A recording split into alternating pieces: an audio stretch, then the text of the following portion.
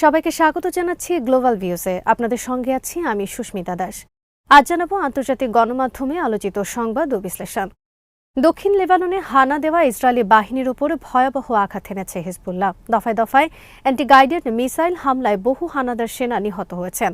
একই সঙ্গে ইসরায়েলের ১১০ কিলোমিটার গভীরে তেল আবিবের গ্লিলোত ঘাঁটি সহ বহু সেনা অবস্থান লণ্ডভণ্ড করে দিয়েছেন লেবানিজ যোদ্ধারা।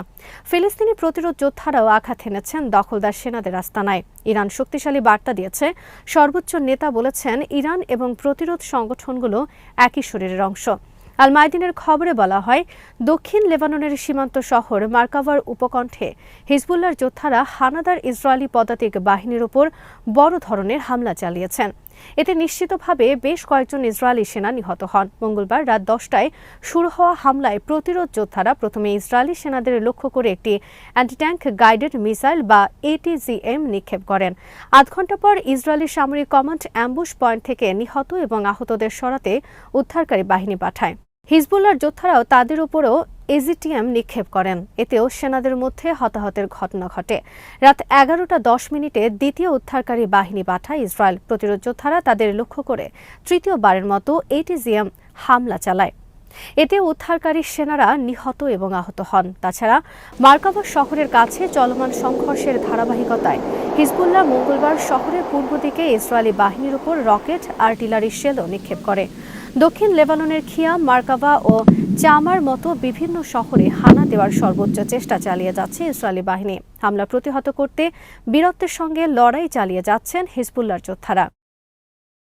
ইসরায়েলি বাহিনী মঙ্গলবার জানিয়েছে, সীমান্ত এলাকায় চলমান সংঘর্ষের অংশ হিসেবে দক্ষিণ লেবানন থেকে চালানো একটি ড্রোন হামলায় তাদের এক সেনা নিহত হয়েছেন। আহত হয়েছেন ৩ সেনা। প্রকাশের জন্য অনুমোদিত সংবাদ বিজ্ঞপ্তিতে বলা হয়, নিহত সেনা গোলানি ব্রিগেডের একজন reserve corporal. Israeli army radio জানিয়েছে, দক্ষিণ লেবাননে লজিস্টিক্যাল সাপ্লাই মিশন পরিচালনা করার সময় গোলানি ব্রিগেডের সেনাদের উপর হিজবুল্লাহ ড্রোন হামলা চালালে এক সেনা নিহত এবং ৩ সেনা গুরুতর আহত হন। হিজবুল্লাহর যোদ্ধারা মঙ্গলবার ইসরায়েলি বাহিনীর উপর প্রায় ৩৩ দফা হামলা চালান।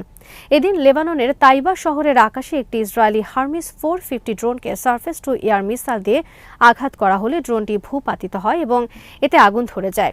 দক্ষিণ লেবাননের যেসব স্থানে হিজবুল্লাহর যোদ্ধারা হানাদার ইসরায়েলি বাহিনীকে প্রতিহত করেছেন তার মধ্যে রয়েছে খিয়াম শহর, আল বায়াদা, শামা ও আল আমরা গেট।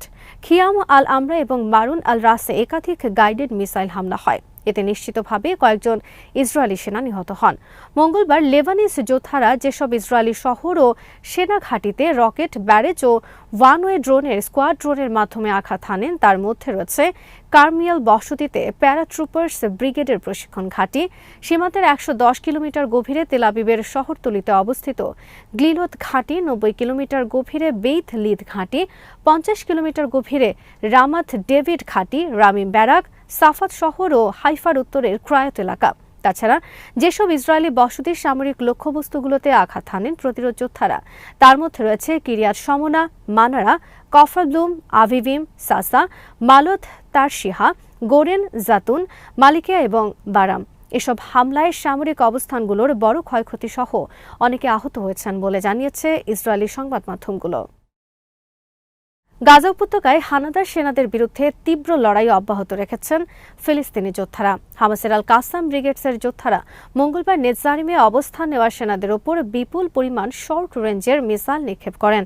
এদিন একটি ভিডিও প্রকাশ করেন আল কাসাম, যেখানে উত্তর গাজার জাবালিয়া ক্যাম্পের আল ফাকুরা এলাকায় সুয়াত এক্সপ্লোসিভ ডিভাইসের মাধ্যমে একটি জায়নবাদী মার্কাভা ট্যাঙ্কে আঘাত হানার দৃশ্য দেখা গেছে। ইসলামিক জিহাদের আল কুদস ব্রিগেডসের কাবাতিয়া গ্রুপ মঙ্গলবার পশ্চিম তীরে সরাসরি বুলেটের ভারী ব্যারেজের মাধ্যমে শত্রু সেনাদল এবং তাদের স্নাইপার অবস্থানগুলোর উপর আঘাত হানে। আলাদা অভিযানে গাজার খান ইউনিসের আকাশে গোয়েন্দা মিশনে কর্মরত ৩টি ইসরায়েলি ড্রোনের নিয়ন্ত্রণ নিয়েছেন তাদের যোদ্ধারা। তাছাড়া জাবালিয়া ক্যাম্পের কেন্দ্রস্থলে অনুপ্রবেশ করা জায়নবাদী শত্রু সেনা সমাবেশ এবং তাদের গাড়িগুলোর উপর মর্টার হামলা চালায় ইসলামিক জিহাদের সামরিক শাখা। ফিলিস্তিনি প্রতিরোধ আন্দোলন হামাস তার বেশ কয়েকজন নেতার বিরুদ্ধে নতুন করে মার্কিন নিষেধাজ্ঞা আরোপকে সন্ত্রাসী কর্মকাণ্ড হিসেবে বর্ণনা করেছে। মঙ্গলবার সংগঠনের জন্য তহবিল সংগ্রহ এবং অস্ত্র জোগাড়ের চেষ্টায় জড়িত থাকার অভিযোগে মার্কিন ট্রেজারি বিভাগ ৬ হামাস নেতার বিরুদ্ধে নিষেধাজ্ঞা আরোপ করে। এর জবাবে হামাস বলেছে এই পদক্ষেপে ইসরায়েলের প্রতি ওয়াশিংটনের নিঃশর্ত সমর্থন আবার প্রকাশিত হয়েছে। আমরা ট্রেজারি বিভাগের পদক্ষেপের কঠোর নিন্দা জানাচ্ছি। সংগঠনটি বলেছে, পতনশীল মার্কিন প্রশাসন আমাদের জনগণের অধিকারের প্রতি বিরূপ অবস্থান গ্রহণ করেই চলেছে।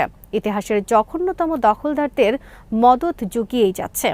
এমন শাসকদের তারা সমর্থন দিচ্ছে যারা নৃশংসভাবে নিরীহ মানুষের ওপর গণহত্যা চালাচ্ছে, সব ধরনের মানবিক আইন লঙ্ঘন করছে এবং সমাধানের আন্তর্জাতিক প্রক্রিয়াগুলোকে নির্লজ্জভাবে পঙ্গু করছে। ইরানের সর্বোচ্চ নেতা আয়াতুল্লাহ খামেনি ইসরায়েলি পাশবিক হামলায় বিপর্যস্ত লেবাননের জনগণ ও প্রতিরোধ যোদ্ধাদের উদ্দেশ্যে একটি বার্তা পাঠিয়েছেন। বার্তায় তিনি লেবাননের প্রতি ইরানের অকুণ্ঠ সমর্থন অব্যাহত রাখার দৃঢ় প্রত্যয় ব্যক্ত করেছেন। বার্তায় তিনি বলেন, আমরা আপনাদের থেকে আলাদা নই, আমরা আপনাদের সঙ্গেই রয়েছি, আমরা একই দেহের অংশ, আমরা আপনাদের বেদনা, কষ্ট ও ক্লেশের অংশীদার। আপনাদের ব্যথা মানে আমাদের ব্যথা, আপনাদের ভোগান্তি মানে আমাদের ভোগান্তি। সর্বোচ্চ নেতার বার্তাটি ইরানের বিশিষ্ট আলেমে দিন মেইসাম মুতি লেবানিনবাসীর কাছে পৌঁছে দিয়েছেন। গাজা ও লেবাননের অসহায় জনগণের জন্য সম্প্রতি ইরানের পক্ষ থেকে একটি সাহায্যের কাফেলা নিয়ে লেবানন সফর করেন মুতি। গাজা এবং লেবাননে ইসরায়েলি হামলায় ক্ষতিগ্রস্তদের কাছে ইরান জুড়ে জনসাধারণের অনুদানের মাধ্যমে সংগ্রহ করা সাহায্যের চালান হস্তান্তর করার ক্যাম্পেইনের নাম দেওয়া হয়েছে ইরান-ই-হামদেল, যার আক্ষরিক অর্থ সহানুভূতিশীল ইরান। মেইসাম মুতি ইরান-ই-হামদেল ক্যাম্পেইনের মাধ্যমে অর্জিত সর্বশেষ সাহায্যের চালান নিয়ে লেবানন সফর করেন। গত 2 মাসে ইসরায়েলি হামলায় লেবাননে 200 শিশু নিহত হয়েছে বলে জানিয়েছে ইউনিসেফ। মঙ্গলবার জেনেভায় জাতিসংঘ কার্যালয়ে এক সংবাদ সম্মেলনে এই তথ্য প্রকাশ করা হয়। এদিকে মঙ্গলবার ইসরায়েলি বাহিনীর হামলায় দক্ষিণ লেবাননে 3 লেবানিজ সেনা নিহত হয়েছে। দেশটির স্বাস্থ্য মন্ত্রণালয় জানিয়েছে, গাজা যুদ্ধের পর থেকে লেবাননে ইসরায়েলি হামলায় অন্তত 3,544 জন নিহত হন। গাজায় চলছে ইসরায়েলের বর্বর হামলা।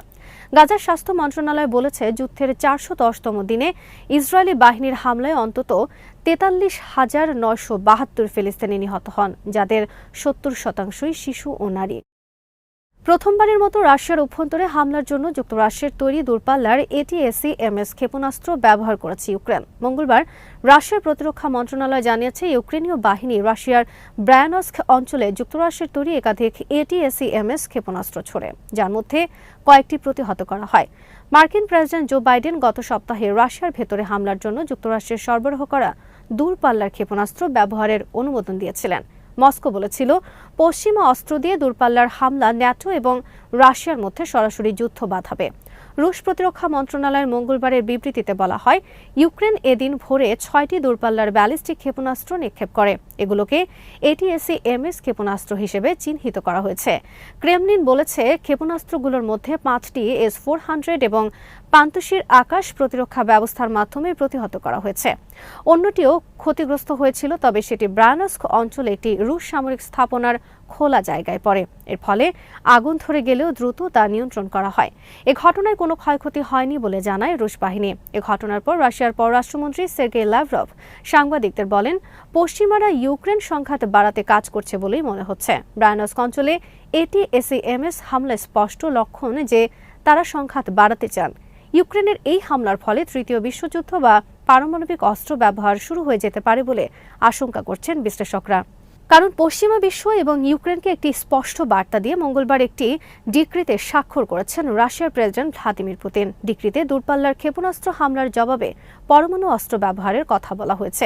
এনডিটিভি এক প্রতিবেদনে জানিয়েছেন, এই ডিক্রিতে সই করার মাধ্যমে পারমাণবিক শক্তিধর দেশের সমর্থন পাওয়া কোনো অপারমাণবিক রাষ্ট্রে মস্কোর পরমাণু অস্ত্র ব্যবহার করার সুযোগ বিস্তৃত হলো।